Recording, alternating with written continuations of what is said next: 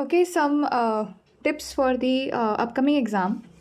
So I would like to tell you one thing कि PYQs analysis जो हम लोग कर रहे हैं वो इनफ नहीं है। कैसे नहीं है? आपको पहले तो सारे टॉपिक्स जो सिलेबस में लिखे हैं उनको लाइन बाय वाई मतलब आपको लाइन बाय लाइन उनको पढ़ना होगा from the books that I have suggested, also from any source that is there. इसके अलावा PYQs जो हम कर रहे हैं we are we are analysing the options कि हाँ ये ऑप्शन सही है, ये गलत है, ठीक है, इससे वी आर एनालाइजिंग और दूसरे ऑप्शंस के बारे में भी हम पढ़ रहे हैं। बट आपको ऑप्शन वाइज हर एक ऑप्शन उठा के आपको देखना है कि वो कौन सा टॉपिक है और उस टॉपिक के बारे में आपको और अच्छे से पढ़ना है। वी हैव 5 पेपर्स और we have 12 questions each, so we have 60 questions. 60 questions में आपके ऑलमोस्ट 35 से 40 क्वेश्चंस ऐसे होंगे जिनके बारे में आपको और पढ़ना होगा। जैसे हमने जो भी 24 की वीडियो कवर करी, 23 की करी और 22 की करी, तो उसमें कुछ चीज़ें बड़ी कॉमन थी जो हर किसी पेपर में आ रही थी।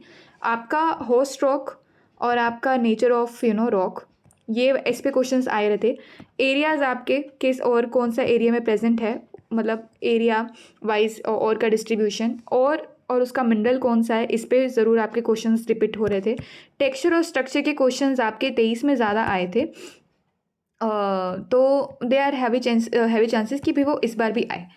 इसके अलावा कुछ नई चीज़ें जैसे आपकी इंट्रोड्यूस हुई, although we have the 20 and 21 left for the analysis, but उस पर हम ज़्यादा ध्यान इसलिए नहीं देते क्योंकि जो पेपर है वो 22 से ऑनवर्ड्स ऑफलाइन ऐसे स्टार्ट हुआ था।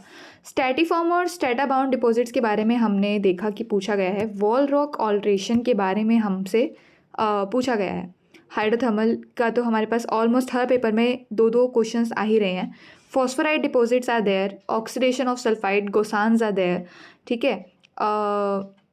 ऑयल एंड वेट शेल्स के बारे में ज़रूर पूछ लेते हैं। स्ट्रक्चर और स्टैटिग्राफिक ट्रैप्स हो गए। परफोरेटिक ऑल्ट्रेशन एंड फेनिटाइजेशन एक ऐसी स्टेटमेंट है जिसके ऊपर आपसे क्वेश्चन वो पूछ ही रहे हैं। फेनिटाइजेशन और ऑल्ट्रेशन, इनसे आपके हर पेपर में चाहे फेनाइट के फॉर्म में आ रहा है, टेक्टाइट के फॉर्म में आ रहा है, किसी भी फॉर्म में आ रहा है, दे आर आस्किंग क्वेश्चंस। इसके अलावा मेटास्टोमेटिक मिनरल डिपॉजिट, उसके बारे में भी मतलब आपके कुछ ऐसे रिपीट टॉपिक्स हैं जो पूछ रहे हैं वो लोग। सो आपको उन टॉपिक्स को ज़्यादा अच्छे से फोकस करने की ज़रूरत है। टाइम बहुत कम है, आपको अभी से उसके बारे में पढ़ना होगा, शॉर्ट नोट्स बनाने होंगे। So let me repeat again: stratiform, strata bound, wall rock alteration, hydrothermal alteration, phosphorite deposits, oxidation of sulphide deposits, structure and stratigraphic traps, porphyritic alteration and phenitization, and metastomatic mineral deposits. So in this way just cover these topics like this. आप paper उठाइए, आप topics देखिए और उन topics के बारे में पढ़िए, तो आपके लिए और ईजी हो जाएगा अपने लिए क्रिस्प करना अपना सिलेबस एंड एवरीथिंग। सो या थैंक यू।